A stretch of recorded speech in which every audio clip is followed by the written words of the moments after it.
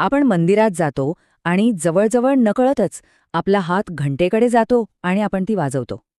पण ही केवळ एक सवय आहे की या एका छोट्याशा कृतीमागे काहीतरी खूप मोठं, खूप खोल दडलंय? चला, आज आपण याच घंटेमागील विज्ञान आणि अध्यात्म उलगडून पाहूया. विचार करा, आपण मंदिरात का जातो? आपल्या रोजच्या आयुष्यातली धावपळ, ताणतणाव या सगळ्यांपासून थोडं दूर एका शांत जागेच्या शोधात, नाही का? आणि मंदिराचं ते प्रवेशद्वार, ते जणू काही एका वेगळ्याच जगात उघडतं.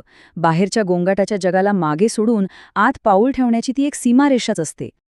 आणि तिथे पोहोचल्यावर कोणीही न सांगता अगदी सहजपणे आपला हात त्या घंटेकडे जातो. ही एक इतकी खोलवर रुजलेली सवय आहे की अनेकदा आपण त्यावर विचारसुद्धा करत नाही. आणि मग टण, तो आवाज, तो आपल्याला एकदम वर्तमान क्षणात आणून ठेवतो. पण आपण हे करतो तरी का? या सवयीमागे खरंच काही अर्थ आहे का? चला तर मग ह्या सवयीमागचा खरा उद्देश काय आहे तेच शोधूया. तर मग मूळ प्रश्न हाच आहे की मंदिरात घंटा का वाजवली जाते? ही फक्त एक जुनी परंपरा आहे की याचा संबंध थेट आपल्या मनाशी, आपल्या मेंदूशी आहे? सगळ्यात आधी एक गोष्ट स्पष्ट करूया. आपण इथे कोणत्याही भूत, प्रेत, वाईट शक्ती किंवा अंधश्रद्धेबद्दल अजिबात बोलणार नाही आहोत. आपलं लक्ष पूर्णपणे असेल विज्ञानावर. ध्वनी, आपला मेंदू आणि आपलं मन यांच्यातल्या एका अद्भुत नात्यावर. याचं उत्तर शोधायला आपल्याला खूप मागे जावं लागेल. एका अशा तत्वज्ञानात जिथे देव आधी दिसला नाही तर तो ऐकू आला. या सगळ्याच्या केंद्रस्थानी एकच संकल्पना आहे: नाद. आता नाद म्हणजे फक्त आवाज किंवा संगीत नाही.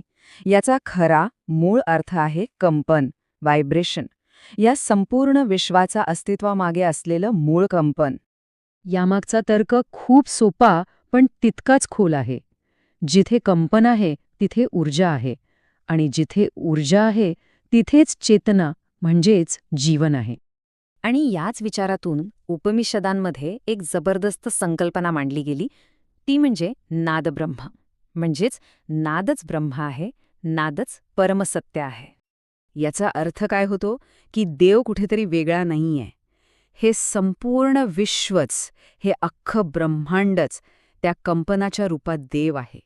किती क्रांतिकारी विचार आहे हा. आता हे सगळं ऐकायला खूप छान वाटतं, नाही का? पण सगळ्यात इंटरेस्टिंग गोष्ट काय आहे माहितीये? की हे प्राचीन तत्वज्ञान आजचं मॉडर्न सायन्स सुद्धा मान्य करतं. चला पाहूया कसं. मंदिरातली घंटा कुठल्याही साध्या धातूची नसते. ती तांबे, पितळ आणि कांस्य यांसारख्या धातूंच्या एका खास मिश्रणातून बनवलेली असते. याचं कारण म्हणजे हे धातू एकत्र आल्यावर एक असा नाद तयार होतो जो खूप वेळ टिकतो आणि ज्याची कंपनं दूरपर्यंत पसरतात. आणि या खास मिश्रणामुळे काय होतं माहितीये? एक असा आवाज तयार होतो जो बराच वेळ घुमत राहतो, ज्याची फ्रिक्वेन्सी थेट आपल्या मेंदूवर परिणाम करते आणि ज्याची कंपनं आपल्याला आपल्या शरीरभर जाणवतात. आणि इथेच विज्ञान आणि अध्यात्म अक्षरशः एकमेकांना भेटतात. संशोधनात हे सिद्ध झाले की घंटेच्या या विशिष्ट आवाजाने आपल्या मेंदूत अल्फा लहरी वाढतात. ह्या त्याच लहरी आहेत ज्या ध्यानधारणेच्या वेळी किंवा जेव्हा आपलं मन अगदी शांत, रिलॅक्स आणि एकाग्र असतं तेव्हा तयार होतात. सोप्या भाषेत सांगायचं तर घंटा वाजवणं हे एक प्रकारचं इन्स्टंट मेडिटेशन आहे. एक असं तंत्र ज्याला आज विज्ञानानेही शिक्कामोर्तब केलंय. तर मग ह्या सगळ्याचा अर्थ काय? सोपा आहे.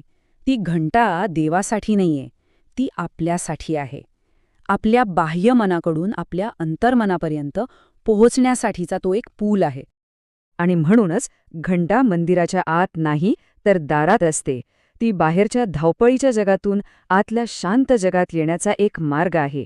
ती एका रिसेट बटनासारखी आहे. घंटा वाजवून आपण बाहेरचा गोंधळ, बाहेरचा अहंकार तिथेच सोडून एका नव्या मनस्थितीत आत प्रवेश करतो.